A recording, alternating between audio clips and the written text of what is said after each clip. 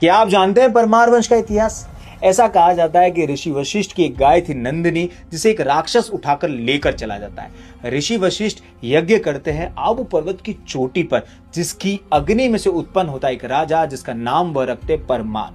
परमार जाकर उस राक्षस का वध करता है, उनकी गाय नंदिनी को वापस लेकर आता है। इसके बाद ऐसा कहा जाता है कि परमार वंश के पहले राजा थे धूम्रराज, उन्हें परमार वंश का संस्थापक माना जाता है। उसके बाद आते हैं धरणीवरा। धरणीवरा अपनी जितनी भी भूमि थी, अपना जितना भी राज्य था, उसे 9 हिस्सों में बांटते हैं। उसके बाद से वह भूमि नवकोटि मारवाड़ के नाम से प्रसिद्ध हो जाती है। उसके बाद आते हैं धंधुक। धंधुक का एक मंत्री था विमल शाह। विमल शाह तेलवाड़ा में आदिनाथ भगवान का एक बहुत ही खूबसूरत सा मंदिर बनवाता है, जिसे देख जेम्स टोड जो कहते हैं कि ताजमहल के बाद भारत में दूसरी सबसे खूबसूरत इमारत है ये मंदिर। उसके बाद आते हैं परमार वंश के एक महान राजा, जिसका नाम था धारावर्ष। धारावर्ष इल्तुतमिश, कुतुबुद्दीन ऐबक और मोहम्मद गोरी, इन 3 आक्रमणकारियों के साथ युद्ध करते हैं,